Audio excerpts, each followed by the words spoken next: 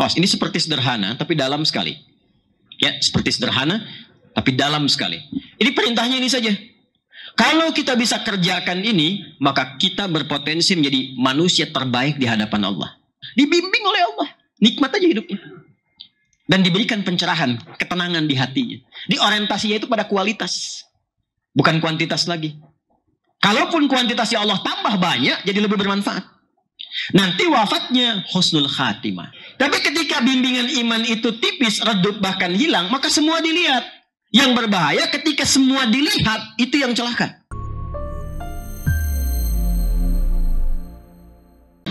Karena nama sholat itu pun ada maknanya, ada hikmahnya. Bukan sembarangan menunjuk kepada nama. Nanti lain kali bisa diurai ya, kenapa subuh punya dua nama. Dan hanya subuh. Subuh dan fajar. Kenapa siangnya bukan sholat nahar, tapi sholat zuhur. Kenapa sorenya bukan sholat masa, tapi sholat asar. Kemudian maghrib, kemudian isya. Itu ada maknanya. Nah, saya ingin kembali ke asar dulu. Jadi asar itu adalah waktu yang disiapkan, diberikan oleh Allah Subhanahu wa Ta'ala untuk menjadi kesempatan bagi setiap manusia agar diisi dengan aktivitas. Jadi sekarang pun secara waktu itu asar, nama umumnya. Semua yang mengiringi aktivitas kita atau kita manfaatkan untuk beraktivitas itu asar. Dari bangun tidur sampai tidur lagi. Masih ingat? Nama yang mengiringi aktivitas manusia secara total. Dari bangun tidur sampai tidur lagi disebut apa? Kok asar? Nama manusianya? Insan. Ya. Kalau sudah lupa suka nggak ingat ya. Insan. Ya, insan. Perhatikan, saya ingin tunjukkan begitu detailnya diksi Al-Quran. Ini menunjukkan bahwa Al-Quran itu firman Allah. Kalau kata-kata manusia mungkin tidak akan konsisten. Ya, dalam beberapa kata insan, ins, bashar. Tapi di Quran itu setiap katanya sesuai dengan konteksnya. Ketika menunjuk waktu yang mengiringi beraktivitas, maka Allah Subhanahu wa Ta'ala menghadirkan kata insan. Wal 'asr innal insana lafi khusr. Inna harfu nasbin wa tawkidin tansibul isma wa tarfa'ul khabara mabniyun 'ala al-fathi la mahalla lahu min al-i'rabi. Paham? Tidak. Inna itu kalau di ilmu nahwu huruf yang menjadikan kalimat setelahnya berharakat fathah kalau single, mufrad singular, atau kasrah nanti kalau jama'. Tapi poinnya adalah secara fikih lughah kata inna itu huruf yang berfungsi menguatkan informasi. Yang kalau informasi itu disampaikan, nasab, tancapkan dalam jiwa kita terdalam, jangan pernah ragu. Nasab rajulu asahu fil ardi, seorang menancapkan tongkatnya di tanah, tancapkan sehingga tidak goyang. Itu nasab namanya. Jelas ya? Baik, jadi kalau ada kata inna membuka informasi dalam Al-Quran, Allah ingin menegaskan kepada kita, hei, tancapkan informasi dalam jiwamu yang paling dalam, jangan pernah kamu goyah, jangan ragu. Innal insana, aku tegaskan kata Allah, tancapkan informasi ini bahwa setiap manusia yang beraktivitas, alnya di sini bisa al istighraq. Istighraq itu yang mencakup semua tanpa kecuali.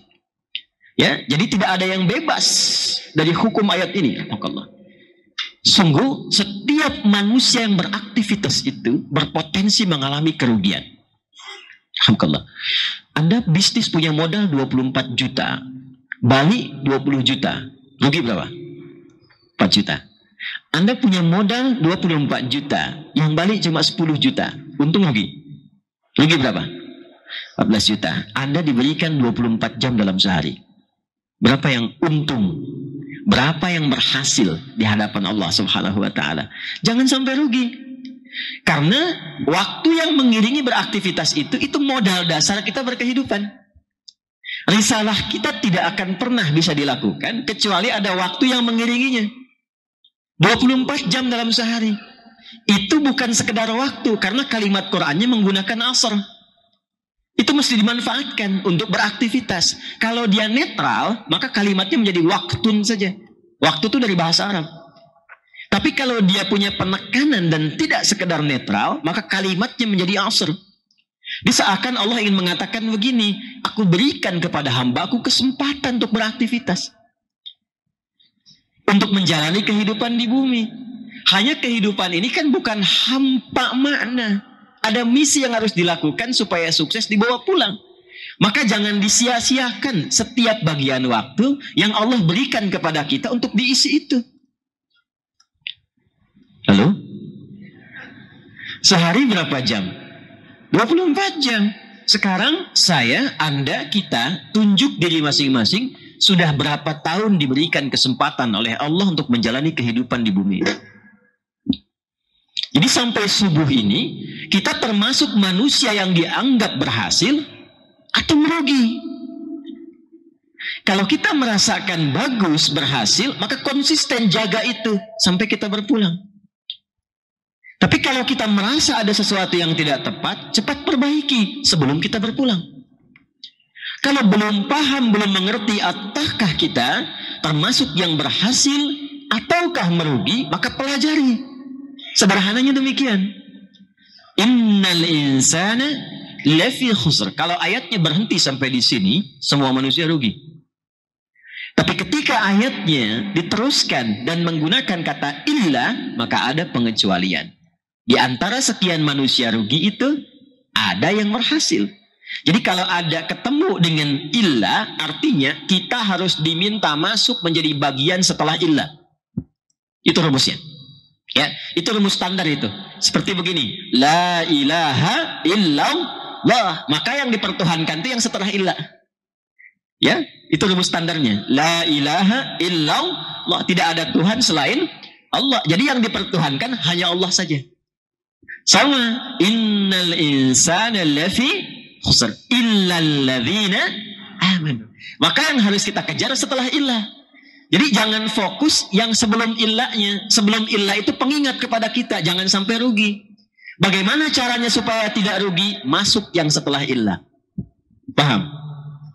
Illal ladzina amanu. Alladzina disebutkan 1080 kali dalam Al-Quran.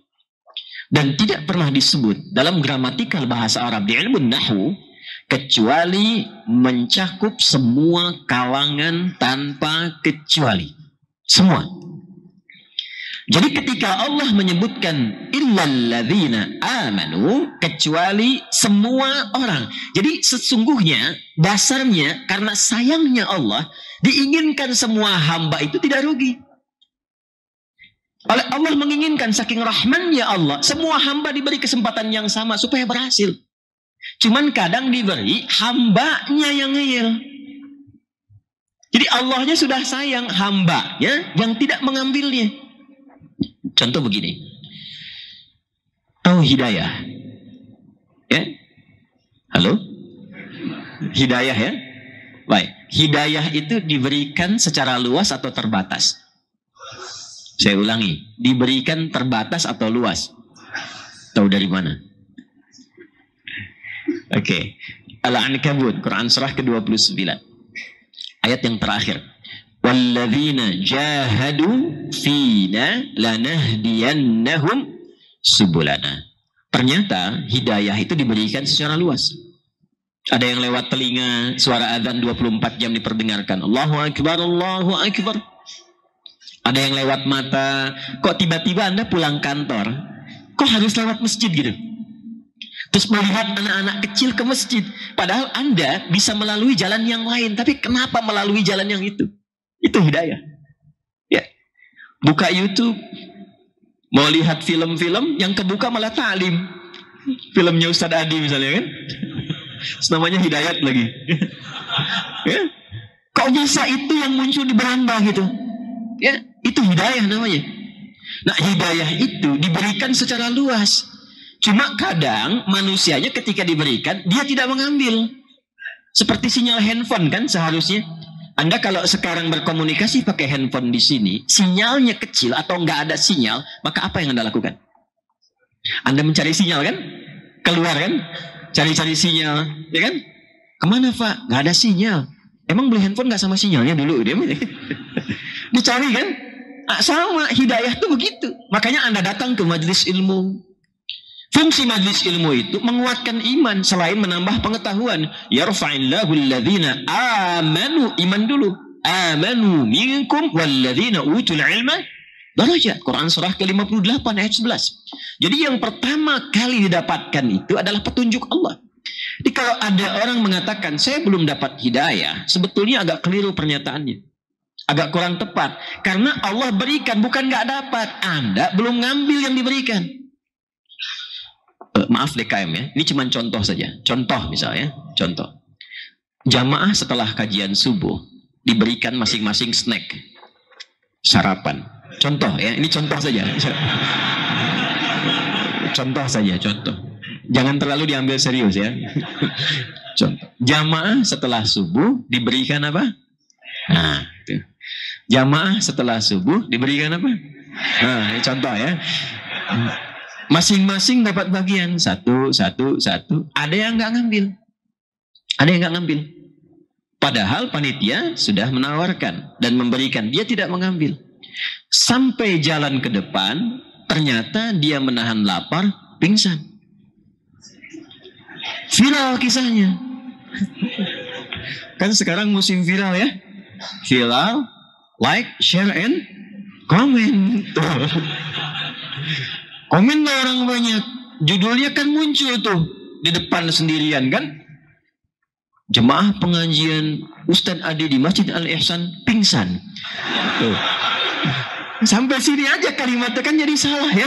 Salah persepsi. Nah sekarang pertanyaannya, yang salah panitianya atau orangnya? Tuh. Kita mulai mengerti. Jadi Allah itu tidak bisa dipersalahkan.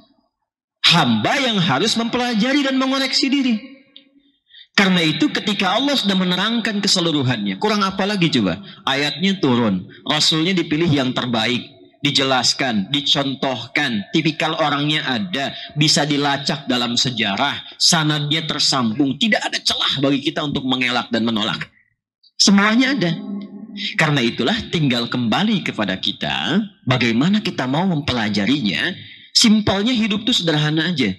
Keluarkan kurikulum di Qurannya, lihat penjelasan di hadisnya, aplikasi di kalangan orang-orang sukses terdahulu, kita pilih mau jadi yang mana di antara semua itu, konsisten sampai meninggal, selesai. Hidup tuh nggak susah sebetulnya, yang sulit tuh menjalaninya. Ya, itu aja. Kan kita itu memilih di antara 4 kan, mau memilih dengan pengetahuan, memilih dengan harta benda, kedudukan atau tenaga, itu saja. Pilih dengan pengetahuan, silahkan mengabdi dengan ilmu. Pilih dengan harta, silahkan berkehidupan, manfaatkan harta yang Allah titipkan. Memilih kedudukan, jadi apapun silahkan setinggi-tingginya. Tapi bagaimana kedudukan itu menjadi ibadah. Pilih dengan tenaga, banyak. Seperti Bilal memilih itu. Jadi harus pandai-pandai kita belajar. Kalau kita belajar dengan benar, tidak ada kekecewaan. Pilihan itu memberikan kenyamanan kalau disertai dengan ilmu. Bilal itu ketika azan, Allahu Akbar, Allahu Akbar. Nabi komen. Begitu selesai. Kata Nabi, saya mendengar, au bima ma'na kama qala Rasulullah sallallahu alaihi wasallam, saya mendengar suara tapak kaki Bilal di surga. Bilal kan langsung like kan? Halo? Iya kan? Ketika Nabi komennya positif, Bilal langsung like dan sahabat share kan sampai ke kita. Iya kan? Teorinya kan sekarang begitu ya. Iya kan? Kata Bilal, ketika Nabi kemudian berkomen seperti itu, menyampaikan demikian, Bilal sederhana berpikirnya. Kalau dengan azan saja sudah ke surga, ngapain saya sibuk nyari harta seperti Utsman? Ya kan? Tapi Utsman kan punya pilihannya sendiri karena passionnya di situ. Berarti saya tidak harus mencari pengetahuan sedalam Ali atau mencari kedudukan setinggi Amr bin As. Saya konsisten aja azan. Karena itu sepeninggal Nabi pun, sekalipun beliau ditawari posisi sebagai hakim agung dengan harta yang melimpah, itu dicari-cari Pak. Sampai Bilal itu harus bersembunyi, Bilal bin Rabah radhiyallahu ta'ala anhu, itu harus bersembunyi di satu tempat yang terpencil. Karena merasa ingin mempertahankan kalimat surga yang pernah disampaikan di lisan mulia Nabi Sallallahu Alaihi Wasallam. Jadi beliau nggak pengen tukar itu. Jadi kalau para muadzin itu tahu tingginya dan mahalnya kalimat itu, dia akan bangga dengan azannya. Jadilah penguat fikih azan. Jadi di Islam itu nggak ada yang sia-sia, pekerjaan kecil pun nilainya tinggi gitu. Ibu kalau tahu keutamaan bagaimana merawat anak, menjaga rumah tangga dengan baik, itu dinikmatinya luar biasa. Para ayah kalau tahu bagaimana nikmat dan tingginya pahala mencari nafkah, bekerja, itu dinikmatinya luar biasa. Nah, kita sekarang tinggal butuh turunan kurikulumnya. Kurikulum dasarnya adalah mengetahui pokok-pokok yang harus kita lakukan terkait dengan waktu dan aktivitas serta misi yang kita jalani.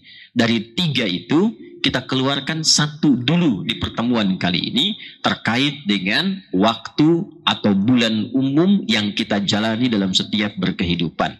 Di antaranya bulan Dzulqa'dah. Nah, itulah mukaddimahnya. Sekarang kita mulai bahasannya. Jadi tadi baru mukaddimah, kita belum mulai ya.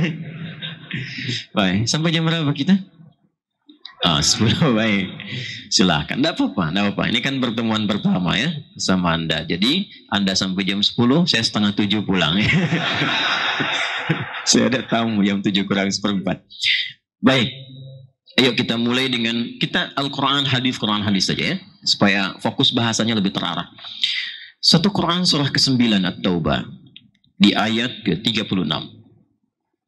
Quran surah 9 At-Taubah di ayat 36. Catat dulu, referensinya catat dulu. Nanti tinggal kita detilkan untuk memudahkan. Tafsirnya di hadis Nabi Sallallahu Alaihi Wasallam. Kita ambil yang sahih dulu ya. Hadis riwayat Al-Bukhari. Nomor hadis 4406. 4406. Hadis riwayat Muslim. Nomor hadis 1679. Saya sudah cek ya, insya Allah nggak usah khawatir. Hadis riwayat Abu Daud, Sunan Abu Daud. Nomor hadis 1947. Ya, 2 tahun setelah kemerdekaan Indonesia. 1945 merdeka, ini 1947. Rawinya, periwayatnya. Sahabat Abu Bakrah. Abu Bakrah itu kunyahnya. Nama aslinya Nafi', bukan Nafi', tapi Nafi' Al-Harith. Nafi' Al-Harith. Sudah? Jadi ada Nafi' ya, seperti gurunya Qalun dan Warsh. Imam Qalun, Imam Warsh punya guru namanya Imam Nafi'. Ya, itu yang ada imalah ya. Wadduha itu ya, itu Warsh diantaranya. Warsh itu punya guru namanya Imam Nafi' dari Madinah, dikenal dengan Nafi' Al-Madani. Tinggi besar, secara tampilan fisik bagi sementara orang tidak biasa.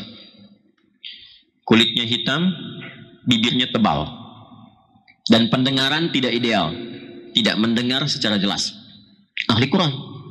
Tapi beliau bisa melihat benar tidaknya bacaan hanya dari gerakan bibirnya saja. Imam Nafi'. Dan setiap berucap keluar bau harum di lisannya. Allah muliakan dengan cahaya Quran itu, Imam Nafi'. Ini bukan Nafi' tapi Nafi'. Kunyahnya Abu Bakrah. Tafsirnya, di kitab tafsirnya, kita ambil satu saja. Jadi Qurannya ada, ayatnya, hadisnya ada, di kitab hadisnya juga ada. Kemudian tafsir, kitab tafsirnya. Kita ambil yang paling agak awal ya. Kitabnya Jami'ul Bayan fi Ta'wili Ayil Quran. Karya Al-Imam At-Tabari, Ibnu Jarir At-Tabari. Ya. Ada 15 jilid. Di jilid yang ke-6 halaman 157. Saya sudah baca ya. Nggak usah khawatir, insyaallah. Sudah? Oke. Jadi kita sudah punya kitab tafsir, kita punya kitab hadis, ayatnya ada, hadisnya nanti kita bacakan. Baik, kita mulai dengan Quran surah 9 At-Taubah ayat 36. A'udzubillahi minasyaitonirrajim. Bismillahirrahmanirrahim. Inna iddatash syuhuri 'inda Allah 12 syahran fi kitabillah. Ada ayatnya? Baik. Yauma khalaqas samawati wal arda minha arba'atun hurum. Dzalika ad-dinul qayyim fala tadhlimu fihinna anfusakum. Ada? Baik, cukup sampai di situ dulu. Ya. Materi kita sampai di titik ini. Satu. Kita coba uraikan sejenak ya. Bismillah. Saya mohon izin saya berdiri untuk bisa memberikan visual lebih mudah ya. Mungkin tidak bisa mencakup semua, tapi insya Allah kalaupun dari sudut pandang tertentu tidak terlampau nampak, nanti bisa direview di rekaman videonya ya. Baik. Izin Ibu kelihatan ini? Oh, luar biasa Ibu. Belum saya tulis sudah kelihatan ya. Memang jamaah alisan tuh dari dulu tuh luar biasa gitu ya. Insya Allah. Sahabat-sahabat alisan. Cuman satu di muka bumi. Belum ditulis sudah kelihatan. Baik. Satu Quran. Surah ke-9. Ayat 36. Inna iddatash syuhuri 'inda Allah 12 syahran fi kitabillah yauma khalaqas samawati wal ard. Perhatikan cara menerjemahkan atau memahaminya. Sejak Allah mencipta langit dan bumi, ini yang paling mudah untuk dipahami. Sejak Allah mencipta langit dan bumi, Allah sudah menetapkan hukum bahwa kehidupan yang dijalani itu, baik di langit ataupun di bumi, ada waktu yang mengiringinya. Sekarang kita spesifik saja ke kehidupan kita. Kita hidup di langit atau di bumi? Di bumi ya. Kita hidup di bumi, nanti pulangnya baru ke langit. Jelas ya? Hidup di mana? Di bumi. Pulangnya baru ke langit. Surga itu ya. Nah, tahu dari mana kita kehidupan kita di bumi? Yang Al-Baqarah ayat 30 itu. Wa idh qala rabbuka lil malaikati inni ja'ilu fil ardi, bukan fis sama, fil ardi khalifah. Jelas ya? Jadi misi kita berada di bumi, bukan di langit. Nah, kehidupan yang kita jalani di bumi tidak lepas dari ketentuan waktu tadi. Karena sejak Allah mencipta yauma khalaqas samawati wal arda, sedang mencipta langit dan bumi, sudah ada standar hukum waktu yang mengiringi setiap hamba Allah yang beraktivitas di tempat itu. Sekarang kita ada di mana? Di Masjid Al-Ihsan, ya kan? Bagian dari bumi, Al-Ard. Ya. Nah, ini pun tidak terlepas dari hukum waktu. Jadi setiap kita beraktivitas di bumi ini akan ada waktu yang mengiringi. Tanda paling gampangnya, lihat fenomena alamnya. Ya kan? Tadi malam gelap atau terang? Gelap ya. Yang membuat kemudian terlihat seperti terang kan ada cahaya lampu saja. Ya kan? Yang manusia mencoba untuk mendesainnya. Secara alamiah itu gelap. Habis gelapnya, datang apa? Terang kan? Ya, datang terang. Secercah cahaya yang membelah kegelapan itu disebut dengan fajar. Terus berganti seperti itu. Artinya ada pergantian-pergantian waktu. Nah itu bagi orang yang cerdas, yang jernih cara berfikirnya, orang yang cerdas dan jernih berfikirnya, itu disebut ulul albab. Jelas? Disebut apa? Albab itu jamak dari kata lub. Lub itu sesuatu yang terdalam. Pernah lihat kelapa, buah kelapa? Ya. Pernah minum es kelapa? Pernah minum kelapa tanpa es? Pernah ya? Nah, karena kan buah kelapa jatuh nggak ada esnya kan? Baik ya? Nah sekarang ada nggak kulitnya kelapa itu? Ada. Ada kulit luarnya kan? Setelah kulit luarnya itu dikupas, ada lagi kulit yang bagian dalamnya, ya, batok kelapanya itu kan? Setelah batoknya dibuka ada apanya? Dagingnya kan? Nah di dalam yang paling daging itu kalau Anda perhatikan ada yang halus kan? Lembut sekali kan dasarnya. Itulah lub dalam bahasa Arab. Jadi Gambaran manusia, cara berpikir manusia itu, ada yang baru nyampe kulitnya aja. Begitu lihat malam, ya cuman melihat gelap saja. Oh malam, ya sudah. Ya. Siang, dilihatnya sudah terang, sudah siang. Nah, siang. Itu namanya baru kulit kelapa bagian luar. Jadi kalau ada yang menyikapi hidup hanya melihat siang dan malam sebagai perubahan, pergantian waktu siang dan malam saja, itu cara berpikirnya kulit kelapa bagian luar. Tapi kalau sampai Anda mendefinisikan, oh siang itu bisa beraktivitas, susun aktivitasnya, malam istirahat, begini caranya. Itu kulit kelapa bagian dalam, batoknya. Kalau sudah terukur aktivitasnya dijalani, dia tahu kapan istirahat, kapan dia beraktivitas, itu baru dagingnya. Tapi kalau dari situ dia melihat siapa yang menjadikan ini berganti siang dan malam. Siapa yang membimbing saya untuk mendapati suasana siang dan malam? Kenapa ada siang? Kenapa ada malam? Kok malam itu ada gemintang, bintang-bintang berkilauan? Siapa yang menciptakan keindahan ini? Dia cari sampai dia temukan, sampai dia hadapkan dirinya. Inni wajjahtu wajhiya lilladzi fatara as-samawati wal arda hanifan musliman wa ma. Baik, itu yang seperti dilakukan Nabi Ibrahim alaihissalam.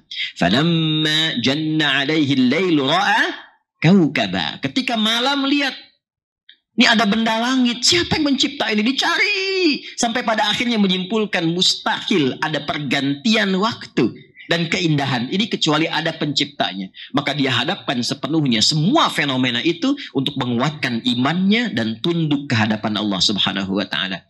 Maka ini yang disebut ulul albab. Karena itu ketika Allah menerangkan ulul albab di Quran surah ketiga Ali Imran ayat 190 itu, maka dibuka dengan pergantian siang dan malam. Inna fi khalqis samawati wal ardi wa ikhtilafil laili wan nahari la ayatil li ulil albab. Nah, kita itu sejak bangun tidur itu sudah dilatih oleh Nabi untuk menjadi ulul albab. Jadi kalau kita berislam dengan benar, berislamnya itu seharusnya kita menjadi orang cerdas. Cukup menjadi muslim, harusnya pintar. Nanti kalau terlatih seperti ini cara berpikir kita akan cepat membaca sesuatu. Akan tercipta nanti begini, guru mengajar baru satu kalimat sudah mengerti, oh arahnya ke sini. Ada yang begitu ya? Nah itu adalah implementasi dari sifat ulul albab. Karena itu sunnah saat bangun tidur. Masih ingat? Saya kurang lebih 5 tahun lalu pernah di sini menerangkan itu. Ya? Kan dulu pernah mengisi kajian As-Sunnah An-Nabawiyah kan? Ya kan? Masih ingat gak hadisnya? Abu Daud nomor hadis 1367. Sunan Abu Daud. Ya, nama aslinya Sulaiman dari Sijistan, dikenal dengan Sulaiman As-Sijistani. Nomor hadis 1367. Ya. Rawinya Ibnu Abbas radhiyallahu taala anhuma. Ibnu Abbas kecil menginap di rumah bibinya Sayyidah Maimunah radhiyallahu taala anha untuk melihat bagaimana kebiasaan bangun malam Nabi. Maka ketika dipantau Nabi bangun, dilihat direkam peristiwa itu disampaikan ke kita. Maka kata beliau, atau kama qal, kana Nabi sallallahu alaihi wasallam, adalah kebiasaan Nabi sallallahu alaihi wasallam, idza staiqadha min naumihi, kalau beliau bangun tidur, fajalasa, maka beliau duduk terlebih dahulu. Ya, itu sunnahnya, dan itu ada pahalanya. Awas ya, mengikuti Nabi itu otomatis mendapatkan pahala. Kalau konsisten mengikutinya, otomatis mendapatkan cinta Allah. Oh, nggak cukup dengan amin ya. Lihat baik, ada ilmunya itu. Jadi mengikuti Nabi itu bukan perkara biasa. Bukan perkara biasa, itu langsung dituliskan pahala. Punya nilai 10. Ya, 10. 10 itu jarak satu keduanya bisa 500 tahun. Nanti terlihatnya saat akan meninggal. Ya. Kalau pengen cepat lihat ya silahkan. Ya. Cuma nggak akan terjadi sebelum waktunya. Sebelum waktunya. Nanti ada pahalanya. Yang kedua, mendatangkan cinta Allah. Itu yang di Ali Imran ayat 31 itu. Qul in kuntum tuhibbunallaha fattabi'uni yuhibbukumullah. wa yaghfir lakum dzunubakum. Itu kalau kita ikuti, fisik sehat, bagus, pahala dituliskan, Allah cinta dengan kita. Bagaimana cara bangunnya? Duduk dulu. Kemudian famasah biyadihi min athari naumi. Beliau menggunakan telapak tangan atau bagian tangannya yang bersih untuk menghilangkan bekas ngantuknya dulu. Di sunnah bangun tidur, sunnah bangun tidur itu bangun tidak langsung berdoa. Duduk dulu. Hilangkan dulu bekas ngantuknya. Jangan sampai berdoa tapi tidak sadar apa yang dibaca. Ya? Anda memang bangun jam 3, tapi karena masih ngantuk, belum hilang ngantuk. Alhamdulillah. Begitu dikucek lihat 4:30. Sadar dulu sehingga kita mengerti apa yang diucapkan. Setelah paham, dirasakan, dipelajari, itu ada tuntunan dari balik doa itu. Nah, jangan lupa. Lalu ada sunnahnya. Faqara'a khawatima surati Ali Imran. Maka beliau membaca 11 ayat terakhir di surah Ali Imran. Dari ayat 190 sampai ayat 200. Jadi setiap bangun tidur itu kita dilatih menjadi ulul albab. Karena ayat 190-nya dibuka dengan kalimat inna fi khalqis samawati wal waqtilafil laili wan nahari la ayatil liulil albab. Makanya doa bangun tidurnya yang diviralkan oleh Jundub bin Junadah dan Mu'adz bin Jabal radhiyallahu taala anhuma di Al-Bukhari itu, alhamdulillahilladzi ahyana ba'dama amatana wa ilaihin. Bagaimana cara mengisi wa ilaihin nusyur itu? Ya pakai Ali Imran tadi. Jadi kalau kita berlatih benar seperti itu, doanya, zikirnya, disiapkannya, itu jadi pribadi yang cerdas. Kemudian apa yang harus kita lakukan? Kita harus mengerti ketika kita akan menjalani aktivitasnya, maka pertama, pelajari dulu waktu yang menyertainya. Kedua, misinya. Sudah? Dari sini kita dapatkan kurikulumnya.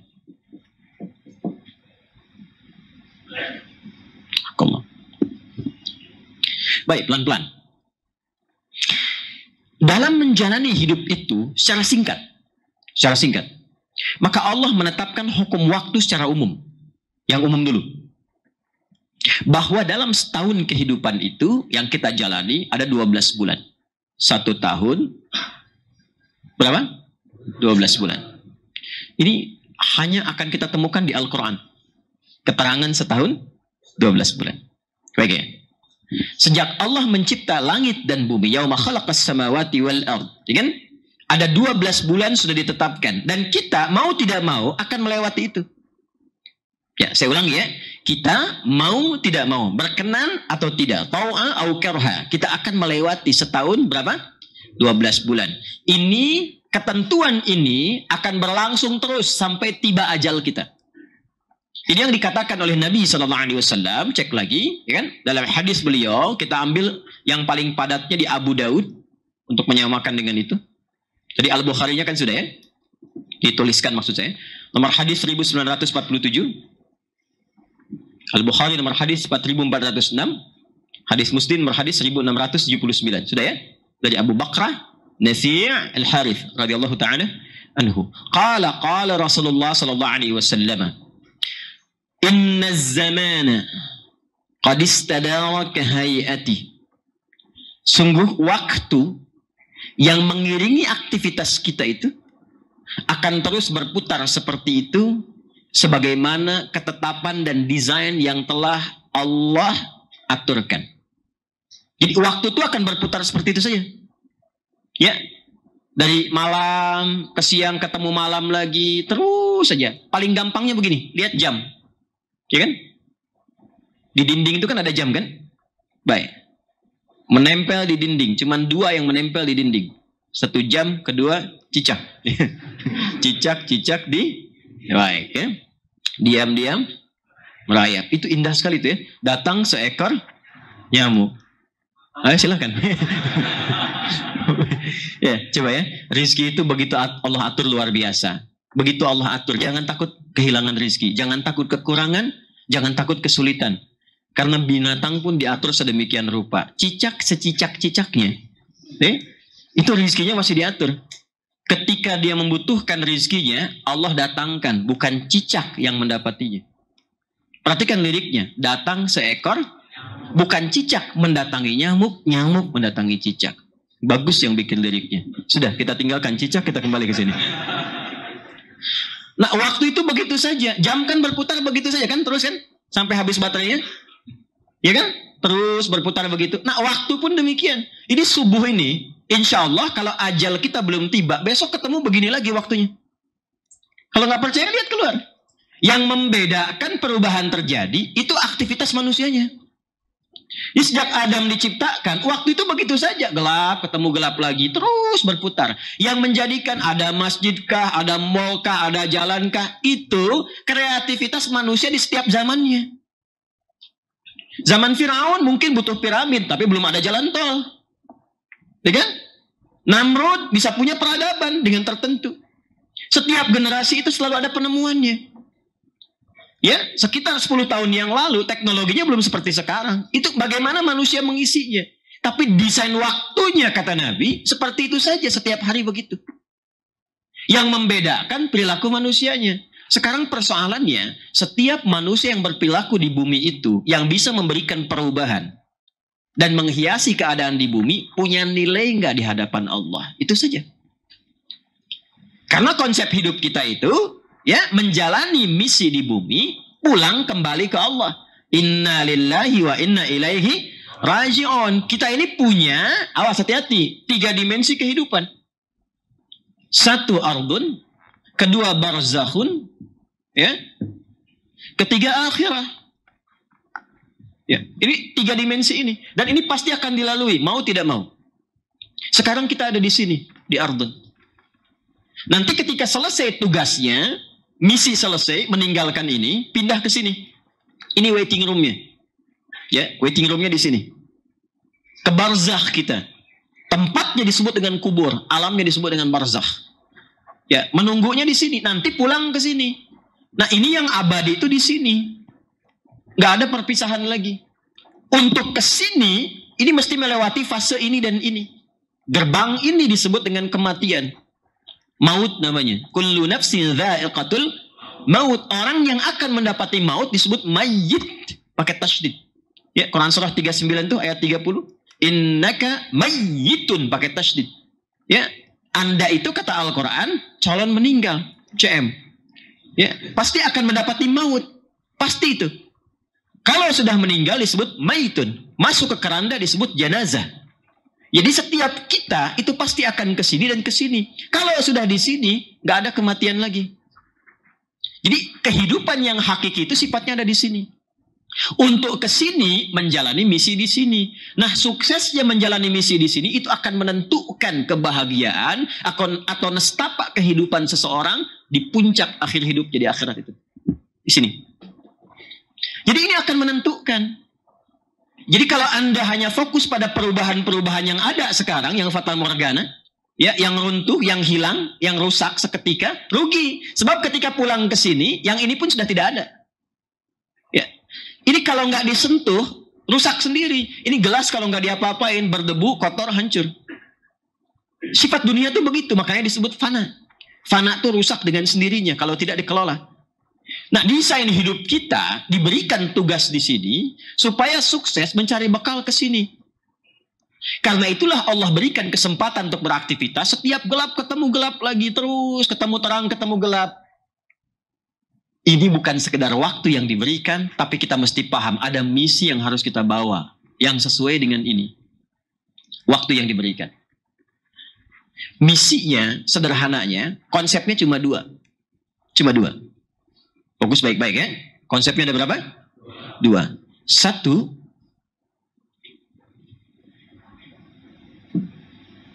kumpulkan segala yang baik,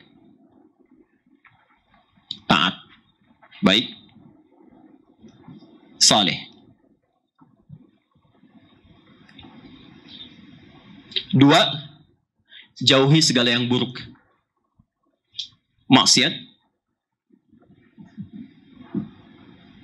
buruk, salah. 2 ini saja. Pelan-pelan ya.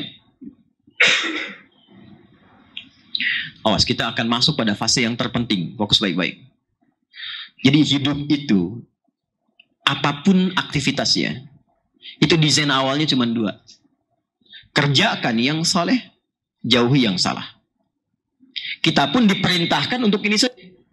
Mengerjakan yang baik, yang soleh. Ketika dipraktekkan, itu menjadi ma'ruf namanya. Ingat ya? Sesuatu yang soleh, ketika dipraktekkan menjadi apa? Ma'ruf. Maka muncul nanti di Quran bahasanya amar ma'ruf. Ya'muruna bil ma'ruf. Al-amru bil ma'ruf. Menjauhi yang salah, yang diingkari oleh syariat. Diingkari disebut dengan mungkar. Jauhi, tinggalkan. Terlarang untuk dilakukan. Maka istilahnya disebut dengan nahi mungkar. An-nahyu anil mungkar. Anil mungkar. Oh, ini seperti sederhana, tapi dalam sekali. Ya, seperti sederhana, tapi dalam sekali. Ini perintahnya ini saja. Kalau kita bisa kerjakan ini, maka kita berpotensi menjadi manusia terbaik di hadapan Allah. Ya, saya ulang ya. Jika mampu mengerjakan ini, maka kita akan berpotensi menjadi manusia terbaik di hadapan Allah yang pernah beraktivitas di bumi. Baik, masyarakat di zaman Nabi disebut apa sifatnya? Jahiliyah. Ya, ingat jahiliyah. Jahiliyah itu seburuk-buruk manusia yang pernah ada di antara manusia yang pernah berkehidupan di bumi. Jadi kalau kita melihat potret mereka dalam sejarah, pezina banyak, pencuri menyebar, pembegal satu kampung, ya kan? Penipu nggak usah ditanya, pembunuh marak, semua ada kumpul di situ. Tapi ketika mereka mendapat bimbingan dari Rasulullah SAW yang memperbaiki tata kelola kehidupan dan berubah seketika, maka Allah langsung yang merubah sifat mereka dari jahiliyah menjadi khairu ummah. Turunlah Quran surah ketiga Ali Imran ayat 110 yang memberikan keterangan ini. Kuntum khaira ummatin ukhrijat linnas. Kalian adalah umat terbaik yang pernah berkehidupan di bumi. Karena itu komen pertama Nabi langsung mengatakan, di antara sekian banyak generasi yang pernah hidup di bumi, yang terbaik itu generasiku, kata Nabi. Tsummal ladzina yaluna. Kemudian setelah itu yang setelah aku. Kemudian yang setelah aku, demikian terus-terusnya. Kemudian yang setelahnya lagi. Kapan mereka menjadi baik? Ketika mengikuti desain yang Nabi tuntunkan. Kapan menjadi khaira ummatin ukhrijat linnas? Teruskan ayatnya. Ta'muruna bil ma'ruf wa tanhauna 'anil munkar wa tu'minuna billah. Jadi kalau kita bisa mempraktekkan ini dan membawa nafas kita dalam setiap waktu yang kita lalui setahun 12 bulan itu, awas, dari setiap bulannya ada hari, akumulasinya ada pekan, dipraktekkan dua konsep ini, maka berubah status kita langsung di hadapan Allah menjadi khairu ummah. Nah, desain untuk melatih ini semua dibagi oleh Allah pembagiannya ke beberapa waktu. Jadi idealnya setiap waktu itu kita mempraktekkan al-amru bil ma'ruf nahyu anil munkar. Karena itu setiap kita berkehidupan dari ujung kepala sampai ujung kaki, itu harusnya semua organ tubuh kita itu amar ma'ruf dan nahi mungkar. Ya, pelan-pelan sedikit ya. Contoh begini. Yang pertama misinya beramal apa? Saleh. Amal ma'ruf itu amal saleh. Kapan amal menjadi saleh? Ingat, amal itu ada 3 ya. Amal ada berapa? 3. 1, itu amal yang netral. Bahasa Arabnya atau bahkan di Qurannya disebut amal saja. Ya, tidak pakai sifat. Amal saja, sudah. Itu netral. Jadi nggak disebut baik, nggak disebut soleh, nggak disebut salah. Contoh paling gampang gini. Ini ada minuman. Apa fungsi minum? Menghilangkan haus. Umumnya manusia minum kan ya? Nah, kalau dia minum saja dan ini dihasilkan dari yang halal. Halal dan baik, halalan thayyiban. Maka ketika diminum, dia tidak menyebut nama Allah, bukan dari hasil curian, maka ini disebut amal saja perbuatannya. Netral. Jelas? Ya ayyuhan nasu kulu mimma fil ardi halalan thayyibah. Al-Baqarah ayat 168. Ini netral. Tapi ketika minuman ini, perbuatan minumnya disematkan nama Allah pada perbuatan itu. Bismillahirrahmanirrahim, kemudian diminum, maka kalimat Bismillahirrahmanirrahim menjadikan aktivitas minum itu, amal itu bersifat soleh. Jelas? Bersifat soleh. Semua perbuatan amal yang diiringi dengan tujuan beribadah kepada Allah itu disebut dengan salih, amal salih. Nah, bagaimana menjadikan perbuatan itu menjadi saleh? Berniat karena Allah, maka disertakan kalimat iman. Karena itu di Al-Quran, kata-kata amal saleh seringkali disandingkan dengan iman. Wal 'asr, innal insana lafi khusr, illal ladzina amanu iman. Ketika iman sudah ada, wa amilus salih. Jadi kalau ada sudah iman mendorong kita untuk berbuat sesuatu, iman itu menjadikan semua tindakan kita tertuju kepada Allah. Iman itu melatih seperti itu. Jadi kalau ada orang mengerjakan sesuatu bukan karena Allah, ini pertanda ada yang tidak tepat dengan keimanannya. Karena semua bagian iman itu membuat tubuh kita itu mengerjakan segala hal, itu tertambat, tertuju kepada Allah saja. Ya, maka dalam hadis jelas dikatakan, misalnya khudz biyaminika ma yalik, ambil dengan tanganmu, tangan kananmu apa yang paling dekat denganmu. Ya, thumma sammillah, sebut nama Allah, Bismillahirrahmanirrahim. Contoh, Bismillahirrahmanirrahim. Alhamdulillah, misalnya. Nah, ini ketika minum selesai dilakukan, maka perbuatannya menjadi amal saleh. Nilainya disebut dengan hasanah. Hasanah. Poinnya dapat poin. Dituliskan 10 kebaikan, poinnya disebut ajrun. Ajrun. Ya, setiap satu perbuatan hasanah, poinnya 10. Dalilnya apa? Quran surah ke-6 ayat 160. Man jaa'a bil hasanati falahu 'asyru amthaliha. Inna hadzal Qur'ana yahdi lillati hiya aqwam wa yubashshirul mu'minin. Ya, Quran surah ke-17 ayat 9 sampai 10. Wa yubashshirul mu'minina alladzina ya'maluna as-salihati anna lahum ajran kabira. Jadi kalau orang beriman itu benar berbuat baik, dia dapat ajran kabira. Dituliskan pahalanya. Anda masuk ke sini dapat 25 kebaikan. Kalau diniatkan karena Allah. Jarak satu keduanya 500 tahun. Dua ketiganya 500 tahun. Demikian di hadis Muslim. Walaupun belum mengerjakan apapun baru masuk dapat itu. Paham sampai sini? Nah, seharusnya semua pekerjaan kita itu desainnya begitu. Jadi kalau pakai iman, itu otomatis maksiat dihindari, soleh muncul. Tapi kalau nggak pakai iman, netral. Apa sifat netral itu? Minumnya berfungsi menghilangkan haus, tapi nilai pahalanya terputus.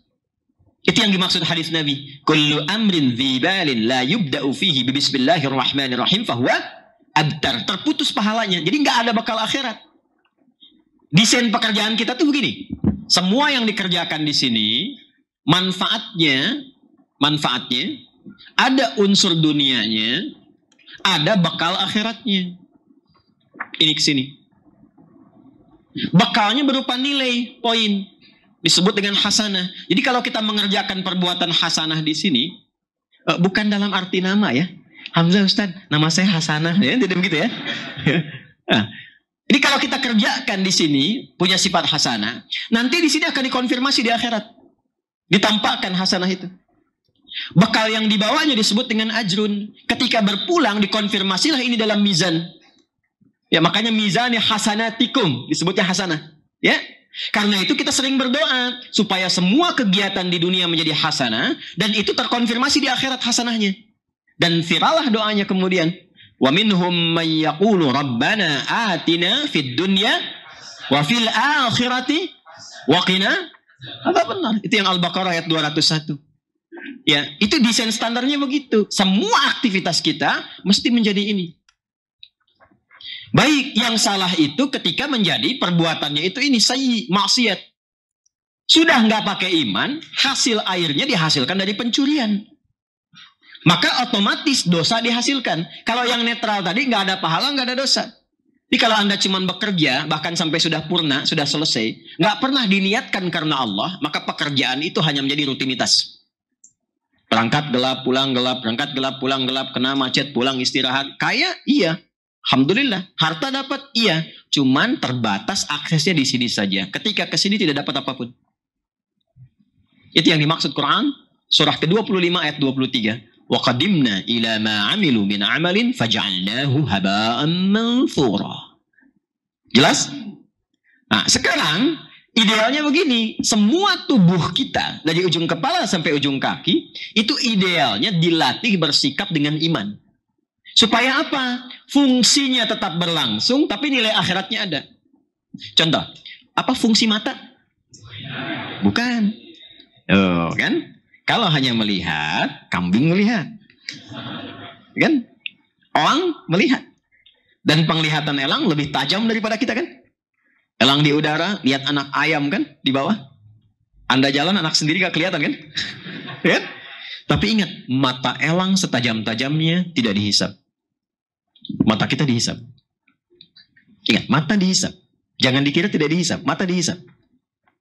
Karena itulah ketika Allah menerangkan fungsi mata, tidak sekedar melihat. Supaya penglihatan itu benar di hadapan Allah. Maka kalimat imannya disebutkan dulu. Di surah Cahaya, surah 24. Ayat 30 untuk laki-laki, ayat 31 untuk perempuan. Qul lil mu'minina yaghuddu min absarihim. Ayat 31-nya, wa qul lil mu'minati yaghuddna min absarihinna. Katakan pada pria-pria yang sudah beriman. Katakan pada perempuan-perempuan yang merasa punya iman. Sebelum fungsi mata disebutkan imannya dulu yang disampaikan.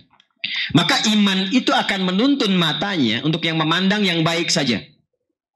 Jika yang dipandang tidak baik, maka iman itu akan membimbing matanya untuk memalingkan. Palingkan. Itu yang disebut ghaddul basar. Di ghaddul basar itu bukan tidak melihat, memandang, tapi saat yang dipandang tidak Allah perkenankan, dia palingkan. Ini kalau rumus ini dipakai, maka mata ini akan sehat. Dan dia setiap memandang itu mendapatkan pahala. Jadi kalau kita baru melihat saja diniatkan karena Allah, itu pahala dituliskan. Jangan dikira nggak ada nilainya di mata. Nanti saat pulang akan terlihat. Ya, tapi kalau nggak disertai dengan itu, nanti liar mata ini, semua ditatap. Semua dilihat. Dan ketika semua dilihat, nafsu bisa bekerja. Setan memberikan was-was. Ya, setan bisa membangkitkan. Nafsu itu tempatnya di kolbu. Kolbu tempatnya di sodrun. Sodrun jamaknya sudur. Setan memberikan was-was kepada sudur. Supaya nafsu dibimbing mengerjakan yang salah. Ya, alladzi yuwaswisu fi sudurin nas. Tembusnya ke nafas. Nafas ketika dibimbing setan mengeluarkan maksiat. Itu yang disebut Quran surah 12 ayat 53. Wa ma ubarni'u nafsi innan nafsa la'ammaratum bis su. Nafas ketemu su disingkat jadi nafsu. Itu asalnya. Nafas ditambah su disingkat jadi apa? Nafsu. Itu jadi kalau kita nggak kendalikan jadi berbahaya. Anda keluar dari sini, tahu kan di mana menyimpan alas kakinya? Ya kan, menyimpan sendalnya. Nah, ketika Anda mengetahui itu, dibimbing dengan iman, maka mata kita akan fokus melihat alas kaki kita saja. Halo? Ya kan? Tapi ketika bimbingan iman itu tipis, redup, bahkan hilang, maka semua dilihat. Yang berbahaya ketika semua dilihat, itu yang celaka. Kadang-kadang setan menunggangi. Begitu ditunggangi, ingat ceramah Ustaz. Ambil yang baik, tinggalkan yang buruk. Itu yang menjadikan seringkali kehilangan kotak infak di dalam masjid. Itu yang menjadikan ketika takbir pertama orang mundur ngambil HP jamaah. Kan? Kalau di rumah Allah saja sudah berani mencuri, tidak terbayang di tempat-tempat lainnya. Maka kita doakan supaya bertobat, gitu kan? Nah, itulah iman. Turun ke lisan, kalau sudah turun ke lisan, itu yang keluar kata-katanya mulia semua. Ya. Man kana yu'minu billahi wal yaumil akhir falyakul khairan aw liyasmut. Siapa yang merasa beriman, iman dulu. Awas, apalagi yang namanya iman tuh. Ya, kalau beliau keluar misalnya kata-kata yang kurang berkenan, langsung Ustadz iman, gitu aja. Ya. Jadi siapa yang merasa beriman, lisannya pasti berkata yang baik. Pengertian terbaliknya, mafhum mukhalafahnya, kalau ada kata-kata yang kurang baik, itu menunjukkan kondisi iman dalam dirinya. Yang harus diperbaiki. Paham? Nah, inilah amal saleh. Harusnya begitu idealnya, dari ujung kepala sampai ujung kaki. Jadi kalau kita benar menjadi insan beriman, cukup beriman dengan benar, pasti jadi orang baik. Sudah otomatis itu. Dan gak akan ketemu dengan yang tidak baik. La yasriqul mu'min 'indama yasriq fa huwa mu'min. Kata Nabi, tidak mungkin insan beriman itu mencuri. Ketika mencuri itu ada iman dalam dirinya. Maksudnya membimbing imannya untuk melakukan perbuatan itu. Pasti dicegah. Semakin tinggi iman, itu otomatis akan membimbing pada yang baik dan mencegah kepada yang buruk. Termasuk ibadah. Makanya ibadah dibuka pakai iman. Alladzina yu'minuna bil ghaib wa yuqimunas. Nah, yang menentukan sholatnya itu semangat, bagus atau tidak, itu kondisi imannya. Ya, subuh jam berapa tadi? 4.37 kan? 4.37. Tuh. Allahu Akbar, Allahu Akbar. Azan. Begitu azan disebutkan, kalau iman ada dalam diri, itu akan memberikan getaran. Sudah azan, cepat siap-siap. Pernah merasakan begitu? Nah, itu konfirmasi Quran surah 8 ayat kedua. Innamal mu'minuna alladzina idza dzukirallahu wajilat qulubuhum. Sungguh insan beriman itu cirinya, tanda pertamanya, kalau disebutkan nama Allah, ada konfirmasi di jiwanya, ada getaran. Karena itu setiap terjadi pergantian waktu 5 kali dalam sehari, maka disebutkan nama Allah untuk mengecek pagi ini iman ada enggak? Sorenya masih kuat enggak? Karena ada nanti satu masa paginya beriman wa yumsi kafira, sorenya udah kufur. Itu yang paling parah. Paham? Nah, nanti standar iman itu, standar yang paling standar itu ketika dipanggil getarannya muncul. Jadi kalau baru disebutkan adzan, ya, dikumandangkan, baru ingat sholat, itu iman standar. Allahu Akbar, Allahu Akbar. Sudah adzan, sholat. Nah, itu standar. Ya. Dari jam 8 malam, ba'da isya, sudah ingat subuh. Bahkan pengen tahajud dulu sebelum subuh. Itu pertanda iman kuat. Sebelum dipanggil, sudah siap-siap. Itu imannya kuat. Ada yang problem. Dipanggil 4.37. Dia baru bangun 7.34.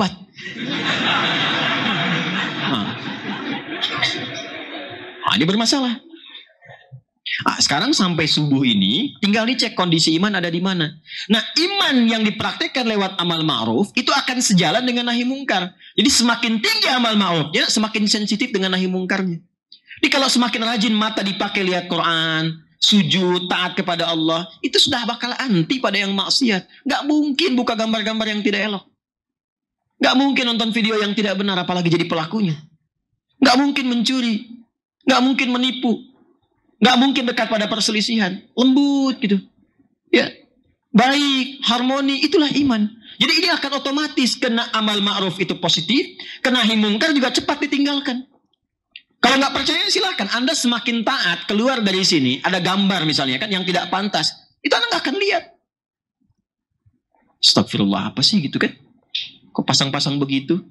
Itu akan mencari supaya bisa misalnya diganti dan sebagainya. Itu luar biasa.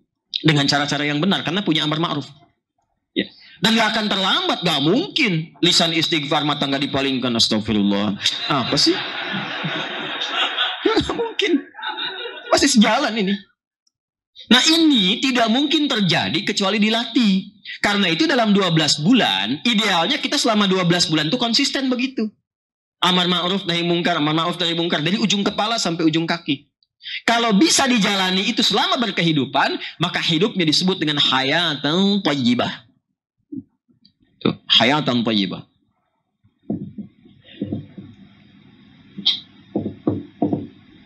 Kan? Falanuhyiyannahu hayatan thayyibah. Kalau konsisten seperti ini, beramal soleh dengan imannya, kata Allah, akan kami bimbing selama berkehidupan dimanapun, di keluarganya, di pekerjaannya. Jadi nggak akan pernah terjebak dengan korupsi, nyogok-menyogok, nipu-menipu. Dibimbing oleh Allah. Nikmat aja hidupnya. Dan diberikan pencerahan, ketenangan di hatinya. Di orientasinya itu pada kualitas. Bukan kuantitas lagi. Kalaupun kuantitasnya Allah tambah banyak, jadi lebih bermanfaat. Nanti wafatnya husnul khatimah. Ini husnul khatimah itu dari sini. Wafatnya husnul khatimah. Nah, untuk mendapatkan konsistensi 12 bulan ini puncaknya. Maka selama 12 bulan itu dibagi oleh Allah. Ada bulan-bulan spesifik untuk berlatih amar ma'ruf. Seperti Ramadan. Itu latihan amar ma'ruf. Saat Ramadan sholatnya nambah kan? Ya kan? Dari fardu ditambah dengan sunnah kan? Tarawih kan ada tambahan? Sunnah lebih senang dikerjakan kan? Saat Ramadan infak nambah kan? Saat Ramadan baca Quran bertambah kan? Itu latihan yang berma'ruf. Ada latihan-latihan yang persis digunakan oleh kita untuk nahi mungkar.